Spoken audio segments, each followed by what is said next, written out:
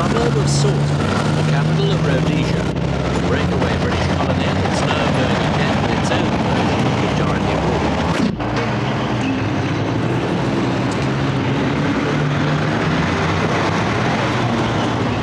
For the first time here, a minority white population has conceded the principle of one man, one vote. Black Africans, who outnumber the whites by almost 20 to 1, are to join whites in the polls in the elections this month. Choose from three major parties. ZANU is the group led by the Reverend Sithole. The other main black party is the UANC, the United African National Council of Bishop Abel Muzorewa. The third party, Zimbabwe, is headed by Chief Chirau. The go-ahead for majority rule was sponsored by veteran Premier Ian Smith, who led the whites into a referendum at the end of January, urging a yes vote for a new constitution.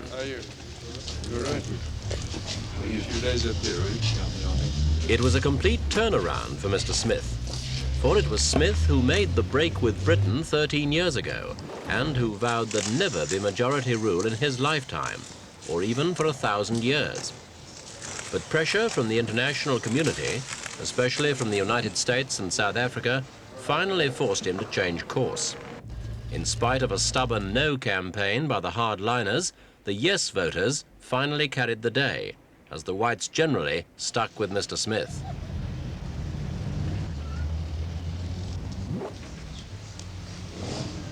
For years, the white population defied the rest of the world, but sanctions imposed by the United Nations slowly took their toll on the economy, and many whites began to emigrate. Worst of all, civilians and soldiers were dying in the drawn-out battle with nationalist guerrillas. The referendum finally showed that the whites could see only one way out: general elections for everyone, a black majority in Parliament and in the government. It was Mr. Smith himself who had the difficult task of speaking at the closing session of a transitional Parliament last month. Following the internal settlement reached a year ago, there's already a fair sprinkling of black politicians on the benches. But in the new 100-seat Parliament, the blacks will have 72 seats and the whites 28. The cabinet will follow the same proportions. It's a division that still favours the whites on a percentage basis, one of the concessions extracted from the internal black leaders who helped draw up the constitution.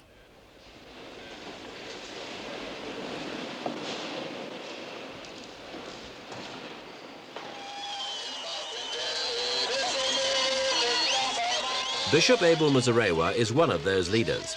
Some blacks have criticised Muzorewa and his colleagues for making concessions to the whites. Even so, his election rallies have been well attended as the big dates drawn nearer. UANC!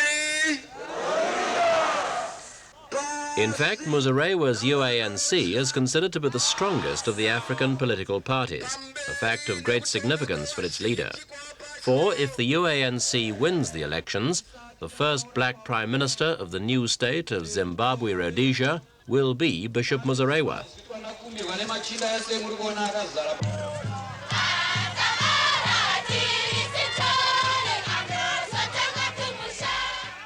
Muzorewa's main rival is the Reverend Sithole, who's also drawing big crowds. He too would dearly love to win the election. I wish to call upon Zanla and Zipra forces to come back home and participate in the April elections based on one man, one vote, for which thousands of our men and women have paid the supreme sacrifice. They must now come back and exercise this precious right which has been purchased with the precious blood of our sons and daughters. The day after the January referendum, a war memorial was dedicated for Rhodesian infantrymen who have died in the guerrilla war.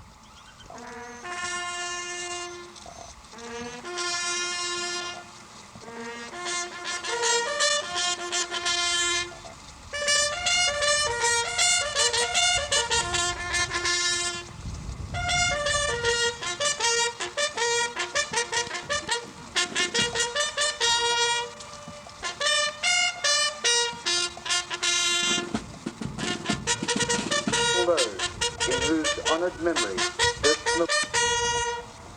The choice of date symbolized the hope that majority rule will bring an end to the 6-year-old war, a war that's brought death to soldiers and civilians alike. 2 Air Rhodesia Viscount airliners have been shot down in recent months, this one in mid-February.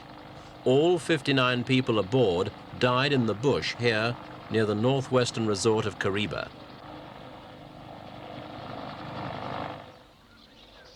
Patriotic Front guerrillas of Joshua Nkomo's Zambia-based Zipra forces shot down the plane with a heat-seeking missile.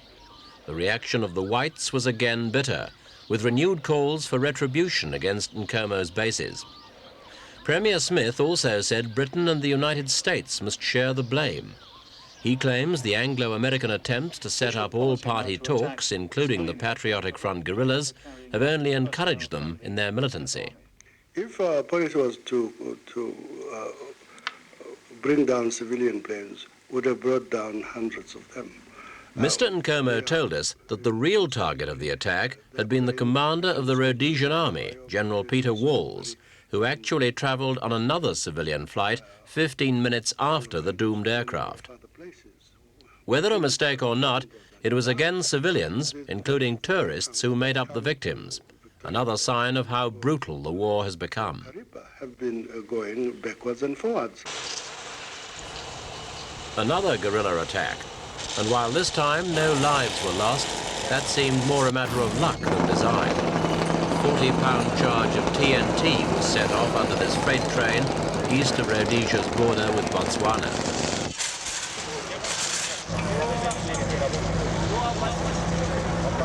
The train was carrying Zambian copper across Rhodesia to South African ports for export. The attack was seen as a warning to Zambia by Robert Mugabe's Mozambique-based Zanla guerrillas not to cooperate in any way with the Salisbury leadership.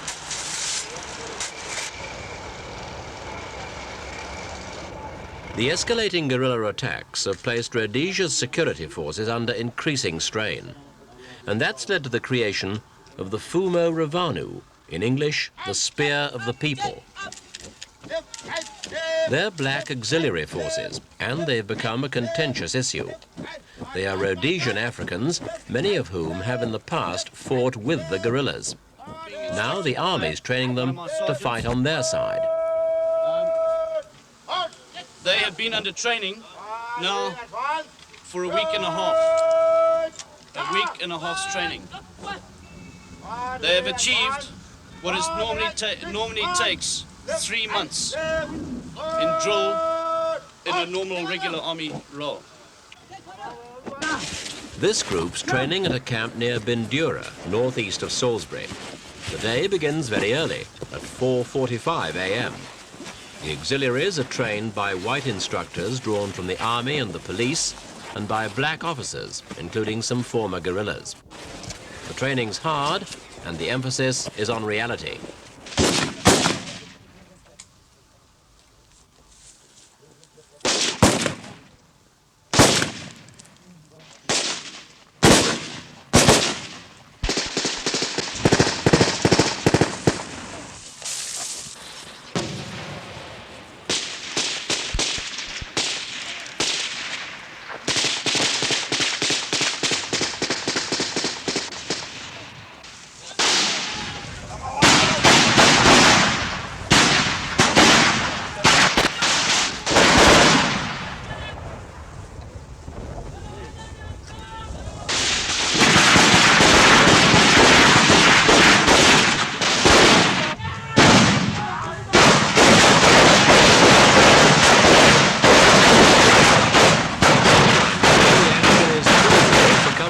This man was wounded during the exercise, and he was lucky that all the necessary medical supplies were on hand.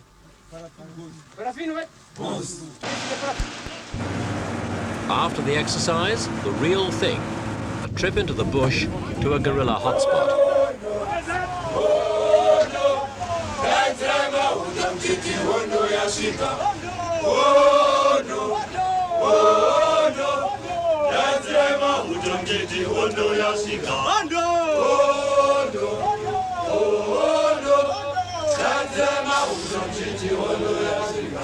This is Gokwe, a tribal trust land over 100 miles west of Salisbury. After fierce fighting, guerrillas lie dead. They used to operate here almost with impunity, but Rhodesian security forces say the area is being effectively cleared. It's seen by Salisbury as the main job of the auxiliaries to deny the guerrillas the comforts of food and shelter that villagers have been obliged to give them. The political aspect's important too, though, for the internal black parties enjoy the support of many of the auxiliaries who take part in political rallies.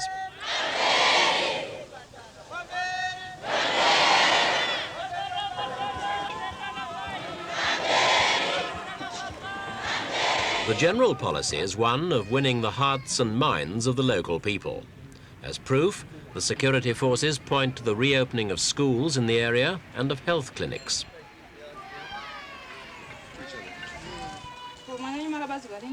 Births and deaths are being registered, another process which is said to have stopped when the guerrillas controlled the area.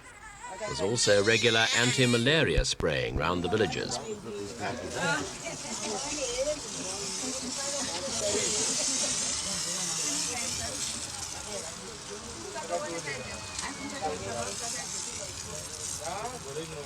Health's equally important for cattle. It's alleged that the guerrillas carried out a deliberate campaign against the valuable herds of the local people.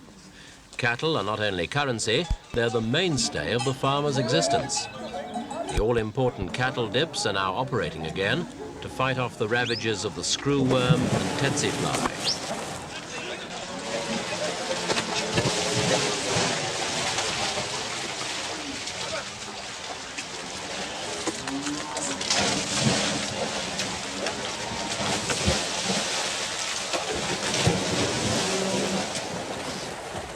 The work of the auxiliaries has been well publicised by Salisbury, but their allegiance is not undivided.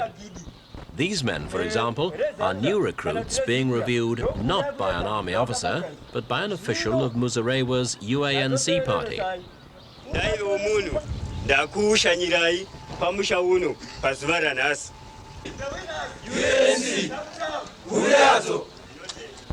It's a clear indication that the auxiliaries often have a distinct loyalty to one of the internal black leaders, though the security forces don't like to admit it.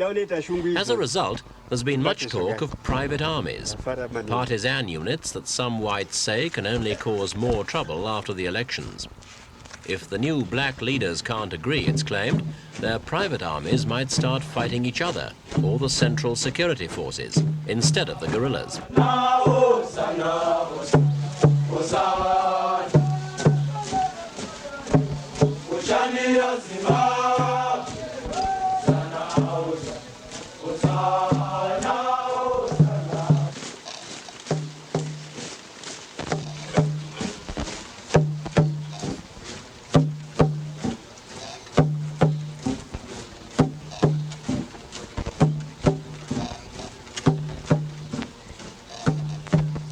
The rural areas, then, are coming increasingly under the spotlight. The internal black parties are seeking their votes because that's what represents their passport to power.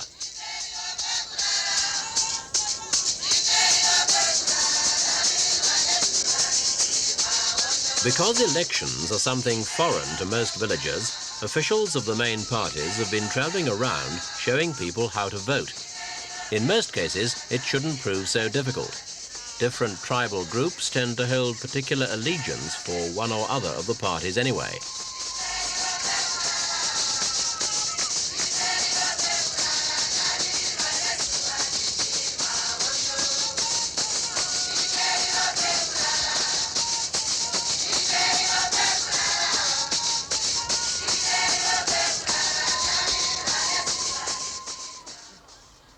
The drive to encourage as many rural blacks as possible to vote is a major concern of the outgoing government. A big propaganda campaign has been carried out to ensure the highest possible turnout of black voters in all areas. The reasoning is that the higher the poll, the more genuine the elections will appear to the outside world. It could make a difference to the kind of recognition Zimbabwe-Rhodesia gets from the international community, and recognition is something the new government would prize more than anything else.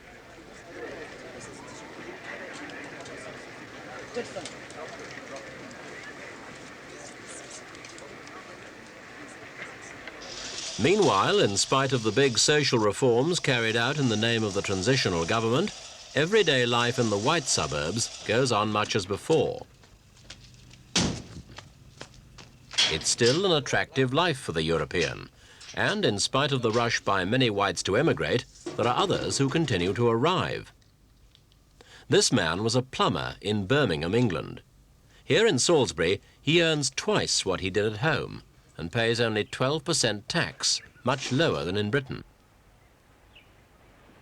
Similarly, his wife earns 3 times as much here as a nurse compared with her pay in Birmingham. Have they any regrets?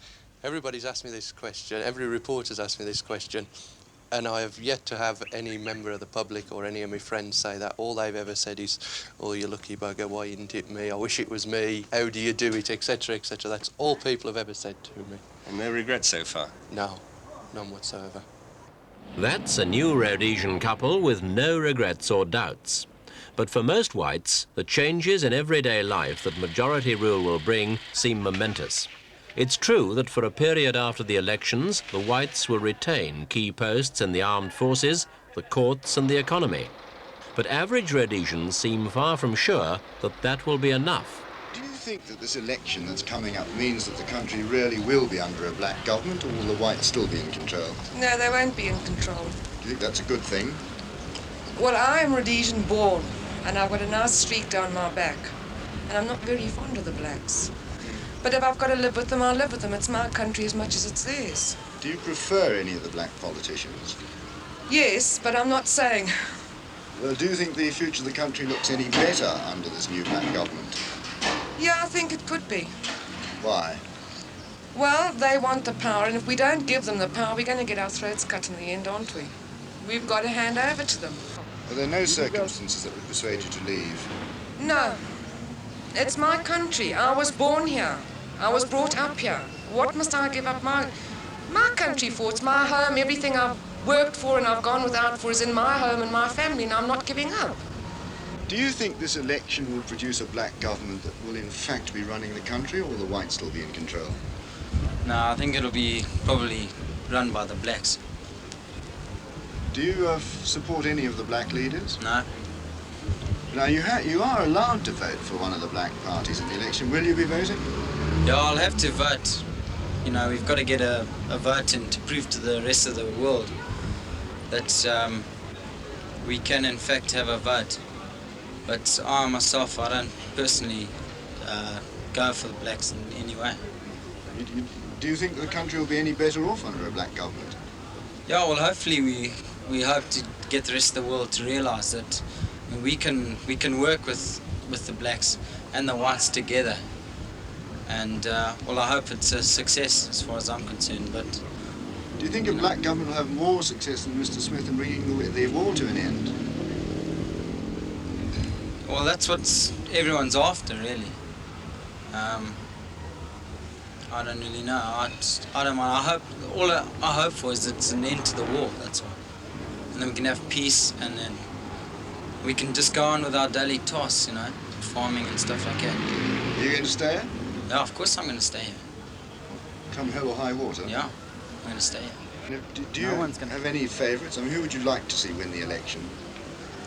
Oh, if I had to choose, we've got, I don't know, you've either got a fellow who professes to be a man of the church, or you've got someone who's been in a mental home. I don't really know. I think possibly Muzorewa, if I had to choose. Do you think that under a black government the future of the country looks better? Not better than we've had, but it is our only chance. The rest of the world just won't see. They come here and people are supposed to know in 3 days what this country is about. It's not something that you can sort out in 3 days. The internal black leaders, then, clearly don't enjoy much support among Rhodesia's white population. Even less popular with them are the external nationalist leaders, Robert Mugabe and here Joshua Nkomo.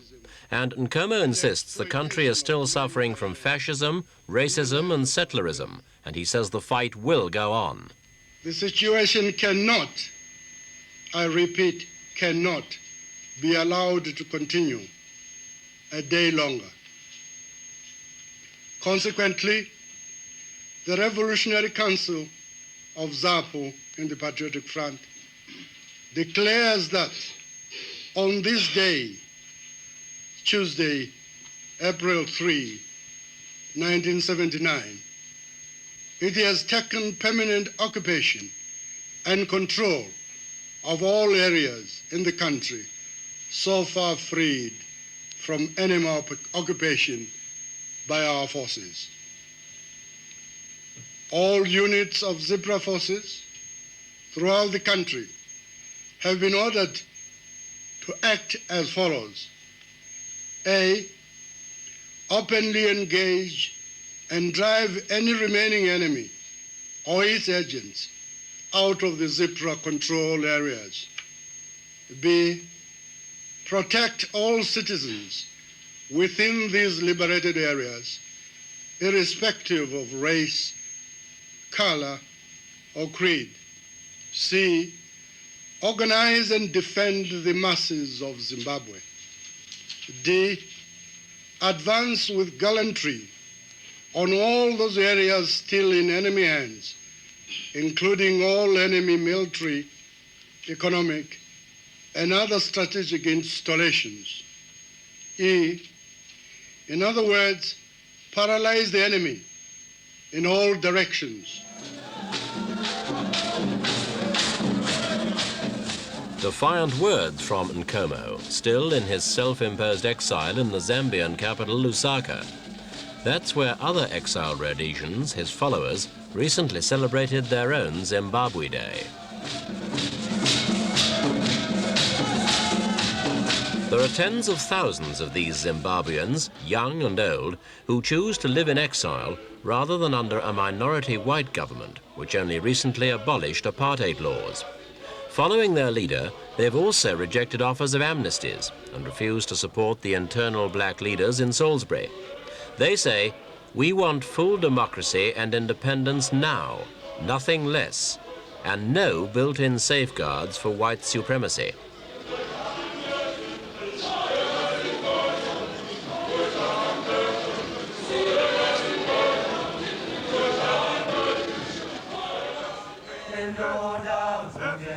Marshalled against the Patriotic Front, though, are the auxiliaries. They've been given arms and training by the transitional leadership to do that job. The question is, what happens after the elections? The possibility that they might turn into private armies is worrying. This, and the increasing determination of the Nkomo and Mugabe forces, make it look as if the birth of Zimbabwe-Rhodesia may well be a difficult one.